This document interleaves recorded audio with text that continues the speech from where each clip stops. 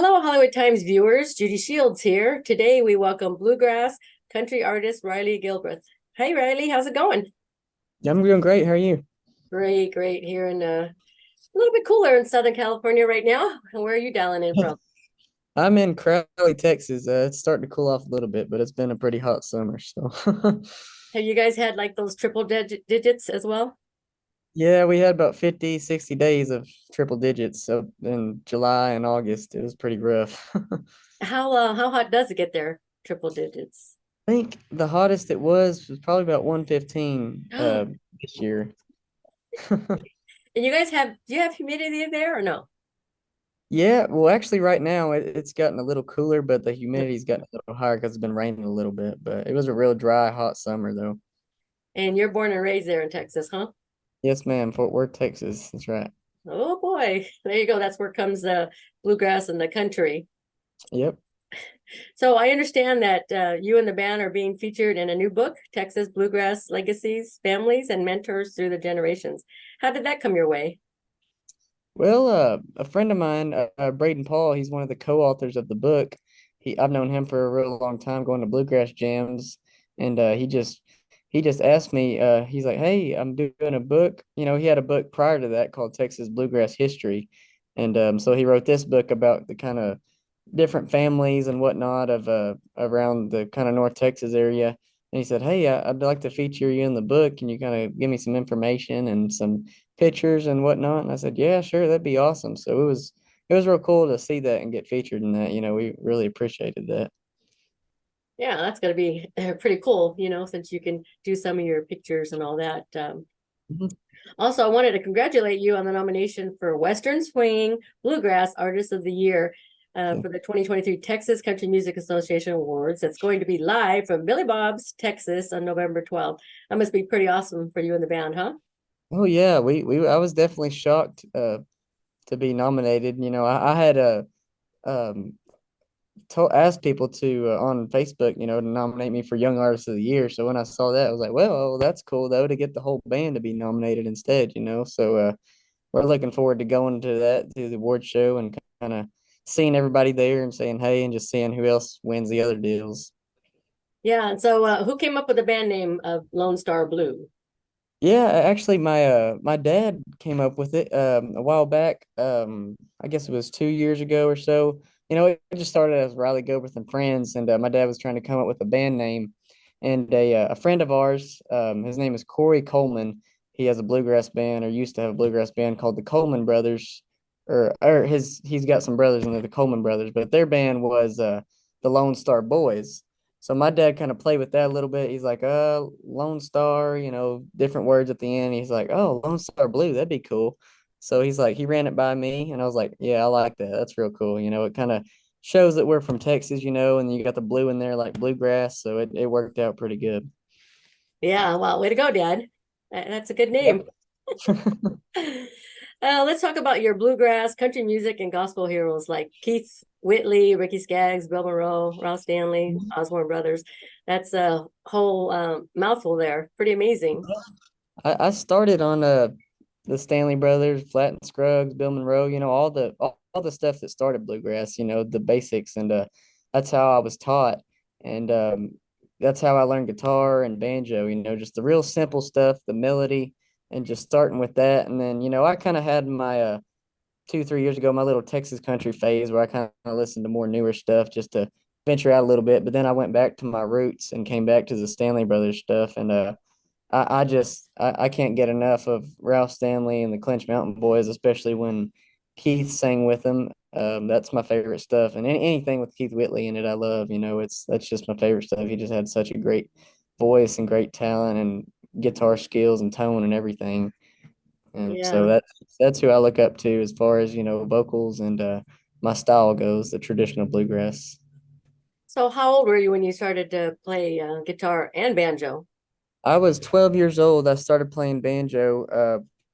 Just spur of the moment. I just for some reason wanted to start playing. I had done karate for 5 years and got my black belt before that, and then Wow. I just moved on to something else. I was like, oh, I guess I heard something. I was like, what instrument is that? My dad said, oh, it's banjo. I was like, I want to start playing that. So he got me a banjo from the Bluegrass Heritage Foundation. They have play it forward program that lends instruments to young kids, and they can borrow it for however long they need it, and then if they decide they don't like it, they can give it back. And so that way you don't go buy an instrument and waste your money and they don't like it. But I stuck with it, and then I bought my own banjo, and then I picked up guitar, a year later. My dad showed me three chords, and then I kind of just learned the rest by ear. And I took lessons from Jim Pinson in Arlington. He used to play with the Front Porch Boys way back. I don't remember what years it was, but with Lyle Lovett and Robert O'Keen, way back in the day. You heard that Front Porch song Robert O'Keen sings. That's what that's about, is that band they had, Bluegrass band. Oh my goodness. Yeah, you've got for your young age, you've already got stories to tell. Yeah, I've got quite a few. So, when did you first play? How old were you when you first played in your first band? I have to say probably 15, 14 or 15. I started in a band. I would go to these monthly jams, and Yeah. they had one in Pearl, Texas, way out in the middle of nowhere at this old schoolhouse, first Saturday of the month. And I met my bass player there and his brother, and those are the first guys I met. And then there's a second weekend deal here in Alvarado down the road. That was a second weekend jam at a church. And then there was third weekend at Oakdale Park, which Oakdale Park is famously known for bluegrass, been going on since 72. And but the second weekend jam, they had a house band there, a couple old folks, and a guy named Dale Bronner was the band leader. And the band was called Cedar Junction. And they used to be called the Ellis County Ramblers or something like that. But it was called Cedar Junction. And I would hang around these jams, get to know these old guys, pick with them. And eventually the Dale, he asked me to play banjo with him. So I played with them for about a year, and then Dale passed away. I don't remember what it was from, but he passed away. And my dad had started playing with another band called Pocket Change that kind of played around those jams too. And so as soon as he passed away and that band kind of broke up, I started playing guitar with that band. My dad played rhythm and I played lead and sang. And so I did that for about 2 years, and that was a good experience. And then I decided to start my own band and go off on my own little deal. And that's what I've been doing ever since. Well, I want to kind of go back. You were talking about um, an organization that lets you like get these instruments, and if you don't care for them, what's that called? I want to see if we've got that here in California.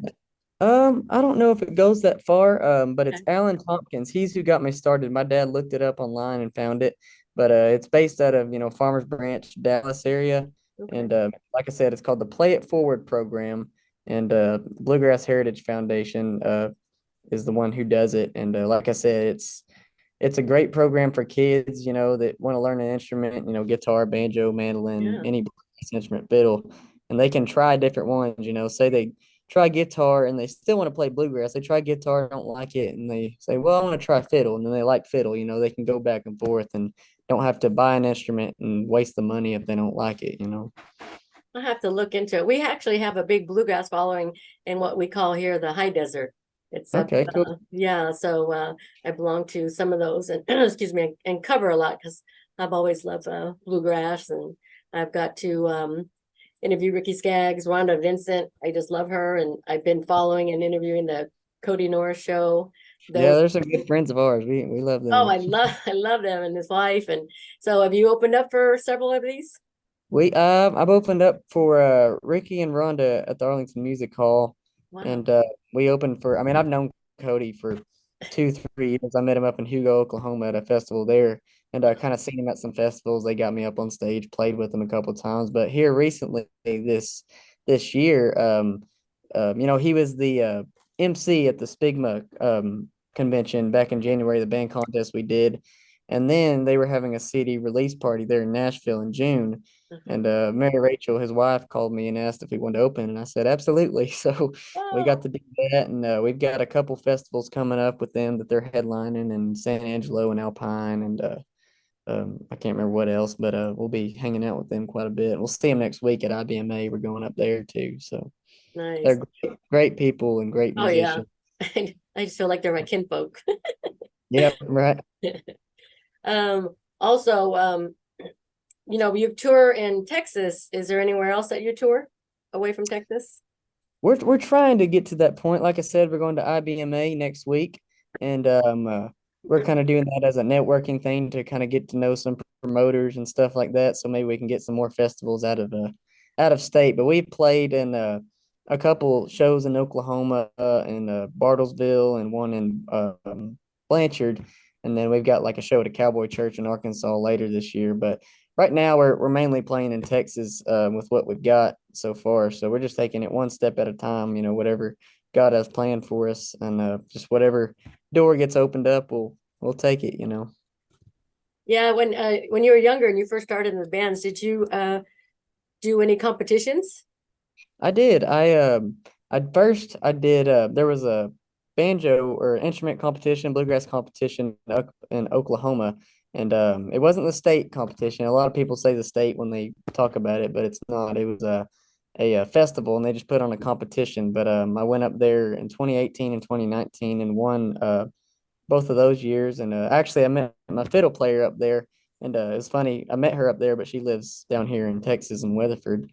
And then that same year in 2019, I had done the state banjo competition one year before that in 2018, and I didn't place or anything. And then I worked real hard over the next year, practice, got some advice from several different people, and then ended up winning the state championship in 2019 when I was 15, I believe, 15 or 16, I think 15. So that was a really big turning point for me, just a really big accomplishment.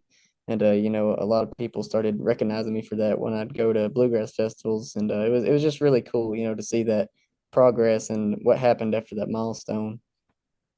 I guess there's quite a few venues to play at in Texas, isn't there? Big state that it is. Quite a few. We've played at the Levitt Pavilion in Arlington there, open for Oh, Kylie Fry, kind of the first year we started this band, and several different bluegrass festivals that I said the Heritage Foundation puts on, the Bluegrass Heritage Festival, Bloomin' Bluegrass, and like I said, we played at the Van Zant County Festival this year, and we're playing in Paris, Nacogdoches, San Angelo, Alpine. So just kind of hitting all the different corners of Texas coming up pretty soon. so where's one of the places you really want to play? Um, that's a tough question.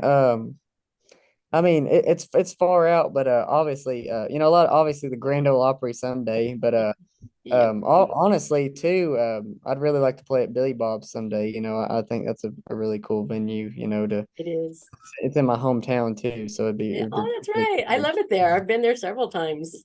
Super cool. Yeah, I love that whole thing. We also go into Austin. I like Austin too to hang out Oh there, yeah, Austin City Limits, that'd be a cool one too. right? Yeah, That would be. So have you met Willie Nelson yet? I have not. I've seen the most famous country person I've seen, besides Ricky Skaggs, as far as that goes, is I saw Randy Travis at Joe T. Garcia's down here one time. He was Oh, just sitting there, but I didn't bother him or anything. I didn't want to bother him, so I just let him be. oh, I was a huge I'll say it out loud here, people. I was a stalker for Randy Travis. I went to all of his shows and I was involved in his fan club way back. And I was actually in one of his videos here in LA. Oh yeah. Yeah, he's right up there with Keith with me. He's got a great voice, or used to, really Oh great yeah. voice. It's sad, but he's coming back. I see him out more, so it's nice to see him out and about, Absolutely. So wow, that's just great. So when's your next gig? Our next gig, we're actually playing. Well, we got a few gigs this weekend, private events. We're playing at a country club tomorrow and a wedding on Sunday. But our next public gig, like I said, we're playing in San Angelo. It's the West Texas Fest on October 5th, and that'll be at Gandy Inc. Sales Barn. And then right after that, the day after, we're heading down to Alpine, a little farther west there, and I can't remember the name of the venue. Oh, Alpine Civic Center. We'll be playing there Friday and Saturday, and then later that night, that Saturday, we're gonna go play at a restaurant called Amigos, and then that Sunday we'll be playing at Glory Road Cowboy Church there in Ballinger. So we got kind of a miniature tour going on that weekend. Kind of going down west a little bit. Cool. So how does the band and you travel? We right now I've got a '04 Suburban, and it's It's an old car and it runs good and it's got a lot of room, so that helps too. But that's what we're traveling in right now. We all pile in there, throw the bass in there, merch everything we need, and just stack it up to the top. And I've taken it to Nashville and back and Oh. San Angelo and back. So it's a pretty good little car. So hopefully we can get a van or something someday pretty soon. But it works for what we need right now. You and the band members, are you guys all songwriters or just musicians? Um, yeah, I mean, I'm kind of a little more than the others.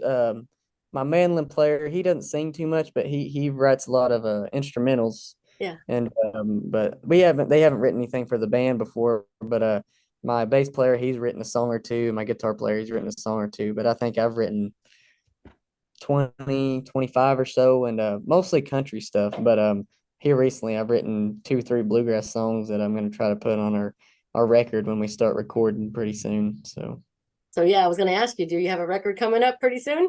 I hope so. I'm in the planning phase of it right now. I don't have a set date, but I'm hoping to get some stuff out next year. And we've got a studio set and everything. And but I really want to put a few of those songs that I wrote on there, and then a couple country covers that we've kind of worked up and made bluegrass style, and then maybe a few standard bluegrass songs that some people are familiar with that people would like, that we know would like. Yeah, I like when artists, songwriters, artists do cover songs as well. Is there one that you really want to do? Um, yeah, I'm not sure if I'm set on it yet, but there's a few songs. Harley Allen, he's another bluegrass guy that I like. He's not alive anymore, but he was a good songwriter. I mean, it was a cover that he did too, but it's an old traditional song. It's called Gold Watch and Chain that I really like. And then there's another song they did, him and his dad, Red Allen, called Stone Wall. So there's a few I've been tossing back and forth that are kind of some old, they might be Flat and Scruggs songs or Bill Monroe, but I've been tossing them back and forth, see which one would kind of fit along with the other songs, kind of trying to stick to a theme where it all kind of sounds similar. Very cool. Actually, I want to find out, let's name your band members and what instruments they play. Okay. So obviously, I'm Riley and I play the banjo, and every now and then I'll get out the guitar and do a little guitar song.